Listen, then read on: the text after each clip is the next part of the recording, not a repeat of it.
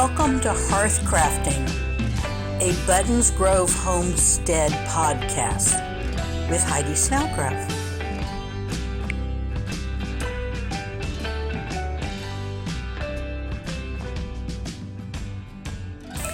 Good morning. It's been about a week since my last podcast. I'm still trying to get rolling in this thing, and to top it all off, we've had a little bit of a family illness. No, it wasn't COVID-19. It was strictly fall weather changing muckety muck. But I'm enjoying this morning sitting in amongst my plants. I have pleased to say that I've got all kinds of runner beans running all over the place. Some beautiful squash blossoms saying hello this morning. Unfortunately, as the hurricane came through, I had some plants that got a little more water than they needed, and some plants that didn't get as much as they should have because they were undercover. And we had also been undercover due to illness. However, I've got some beautiful soybeans that today I'm going to get to transplant, so I'm excited about that.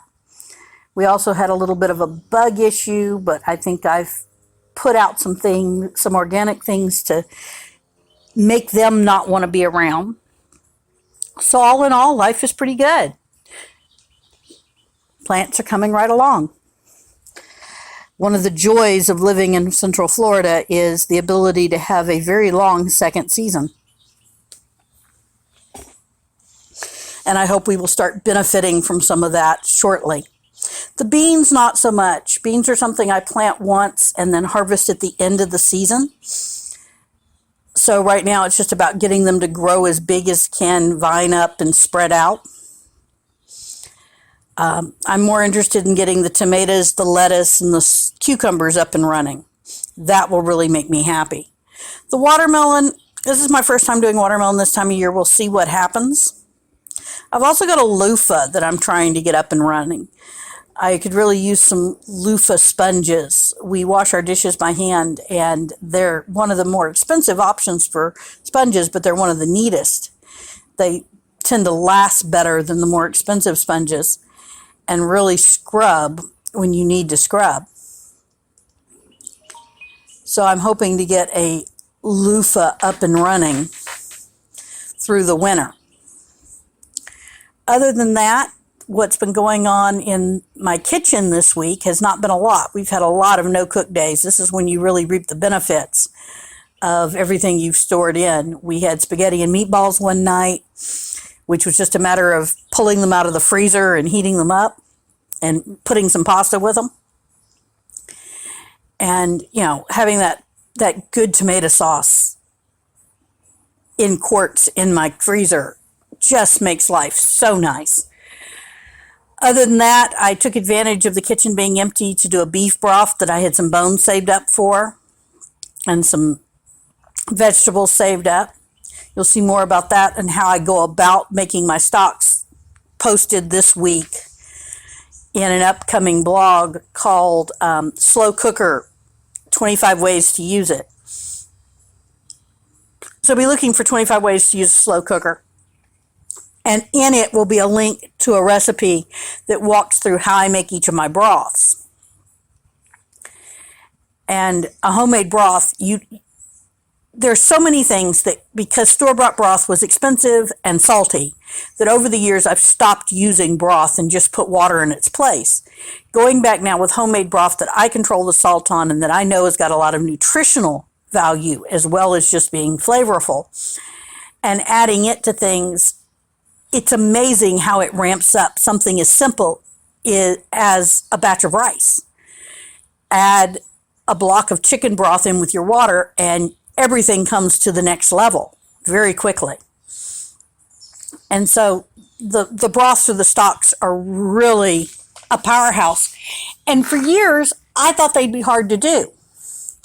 I remember my grandmothers both saying that stock took forever and it's why they bought it in the store. Now that I make it with a slow cooker, I get why on a stovetop this might have been exhausting to two working women. I'm kind of an anomaly in that both my grandmothers worked through the 1950s up through the year 2000. So they both worked in the kitchen and did a lot of things from home, from scratch, because that's how people cooked back then. But they also both worked full time and had children. So that made the cooking a little different. And I think that's where I got my inspiration that, yes, it was very possible to put scratch cooked meals on the table while working full time. The other big thing that I've got coming out is a new Skillshare. Will go up today or tomorrow. So by the time the blog posts, it should be up there, on kefir water. If you've not dealt with kefir water before, or maybe you've read about milk kefir and it's just kind of overwhelmed you, kefir water is so simple to do, and it's so good, and it's got so many health benefits, and it's kid friendly. I can't say enough about it for something that costs me so little in time and effort and money and yields my family such a great reward. So check that out. There's an article about it coming up on the blog, and then the Skillshare post. And I've actually got about 5 times more water kefir grains than I need at the moment. So I've set some aside, and I'm going to be selling them if somebody wants them. And I'm basically just going to try to cover my cost and pass them along to you guys in such a way that you can make the most of this. And so check out kefir water and take a look at it. In addition to that, I'm putting up a lot of recipes at the moment. Still working on the sauce series. This week's installment is everything bechamel does for me. I've used bechamel to pretty much eliminate canned cream soups from my repertoire while still getting the benefits of them. It makes making homemade mac and cheese a breeze. It's a skill that it's intimidating when you start because it's a French mother sauce. But in reality, it's fairly simple to make and doesn't take a lot of time. I can whip up a decent sauce in 5 minutes. And from that, I can make any number of dishes. It's also something that you can make ahead and keep for about 2 weeks in your refrigerator successfully. So you can batch make it and make it and use it. Make double what you need and use it twice, which is a great tip for saving that time.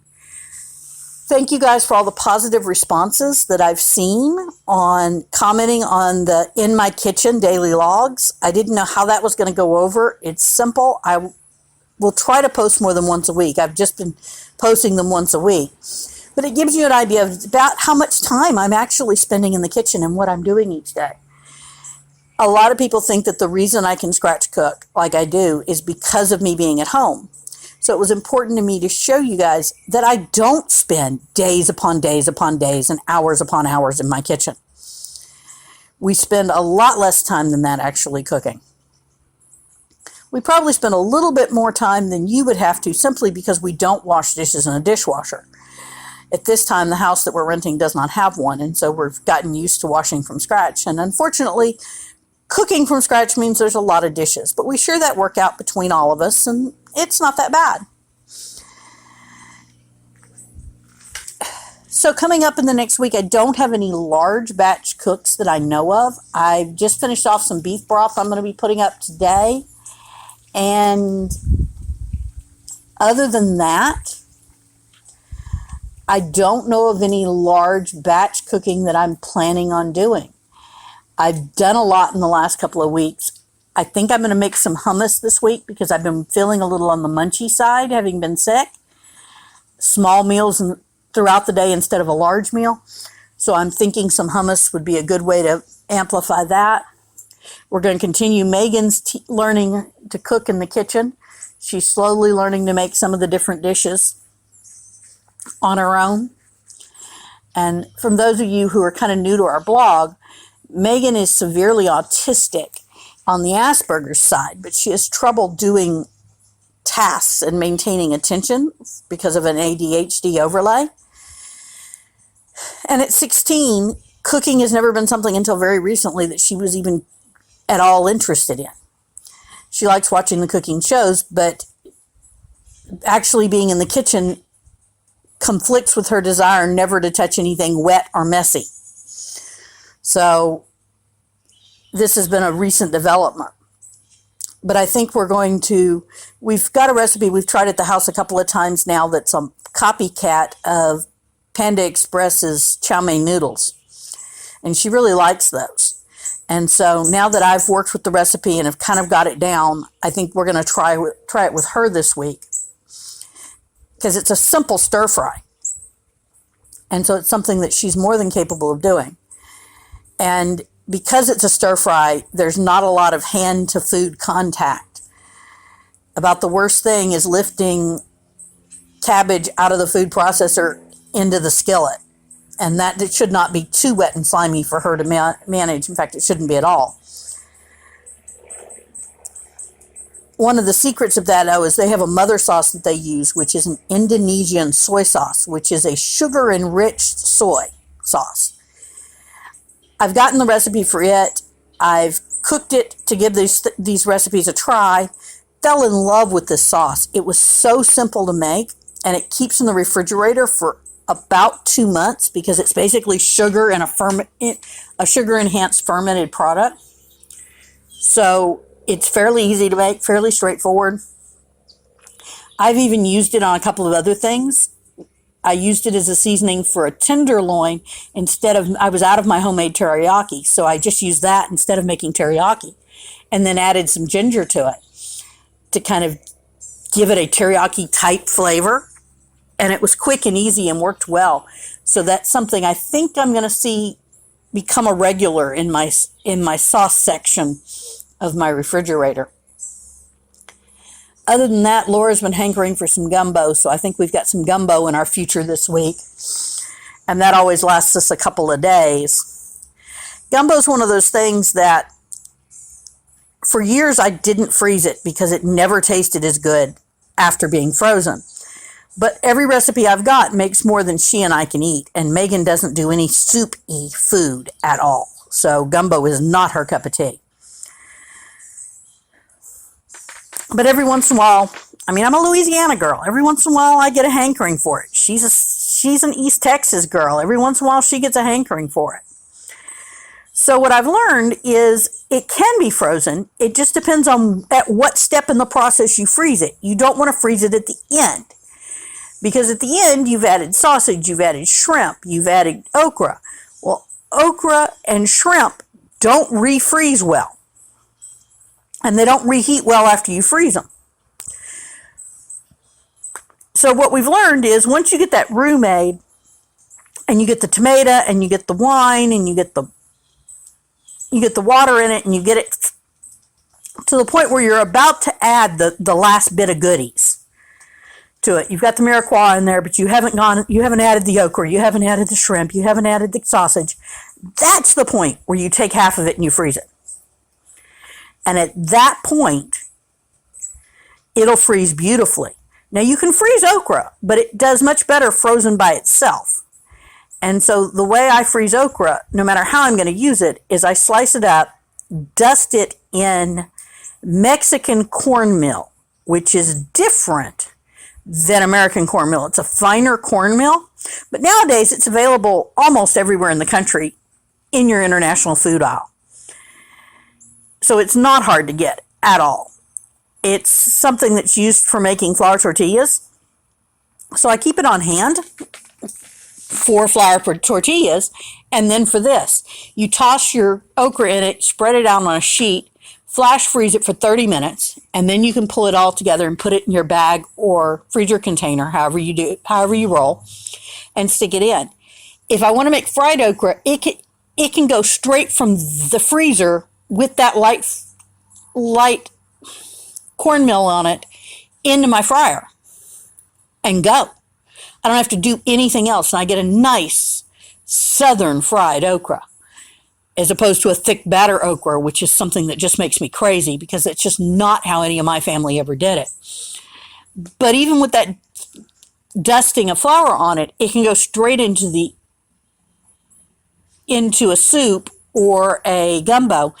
And the flour, as it falls off, is thin enough. This Mexican cornmeal is thin enough that it will actually beautifully thicken whatever you put it in without damaging it at all. But I've found that especially with gumbo, it's better if I add that, thaw the sauce, and then add that. And then, of course, at the absolute last minute, add that shrimp in. Now, if you want to get some shrimp taste in your gumbo, because frankly, we don't leave the shrimp in there long enough to really enhance taste. Well, that's where that taking the shrimp shells and making a shrimp broth or a shrimp butter comes in.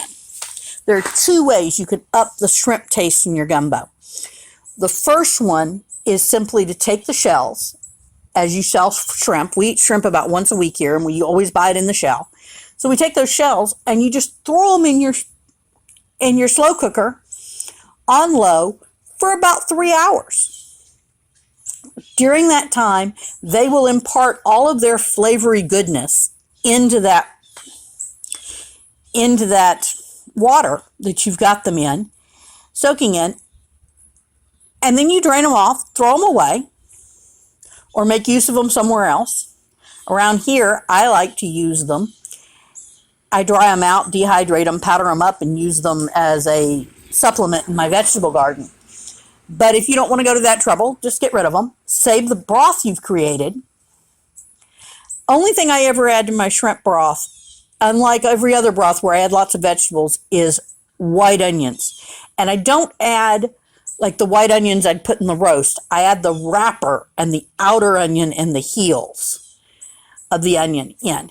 So you fish that out when you fish the shells out, no big deal. And then you take the broth. And then when you go to add liquid to your gumbo, use that. Now the other option is to do a shrimp butter. Shrimp butter is the idea of, is a little bit of more complicated recipe, and I'm not going to walk through it in the middle of this because I'm already at 16 minutes on this podcast, and my goal is to keep it at about 20 minutes. But sometime in the next week or two, I'll post the shrimp butter recipe. Shrimp butter is great because once you have it on hand in your freezer, you can do it in small sections.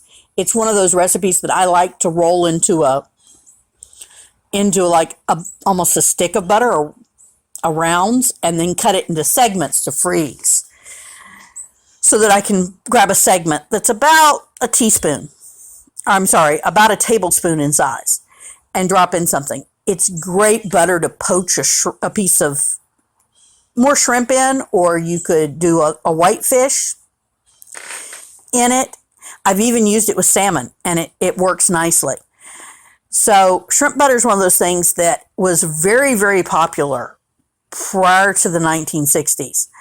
And we kind of, as everybody in the 60s and 70s were going, oh, fat is bad, fat is bad, fat is bad, shrimp butter went away. Back in the day, they even smeared it on bread and used it for tea sandwiches. I'm not quite that crazy about it, but it's a great cooking tool. I'll post the recipe later this week, so look for it in the recipe section. Right now, I'm adding 6 and 7 recipes a week, so check them out. This week's recipes will mainly either be on sauces from the sauce series that I'm still adding, or they will be slow cooker recipes because of the slow cooker countdown that I'm posting next week. And then I'll add the shrimp butter. And that's pretty much what you're going to see from me recipe-wise this week. So, hopefully I will get my kitchen back up and running and do a large cook and be able to do a large cook live podcast.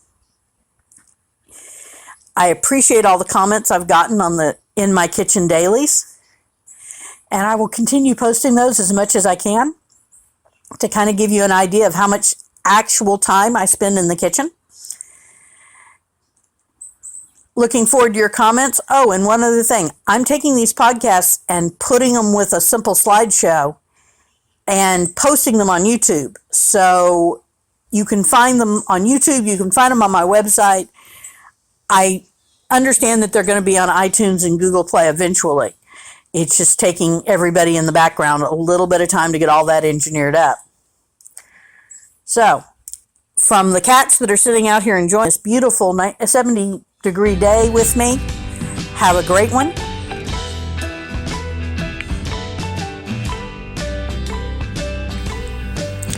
Until next time, may your coffee or tea always be the right temperature, and there always be laughter in your home. I enjoyed our time together. Bye from Heidi. See you next time.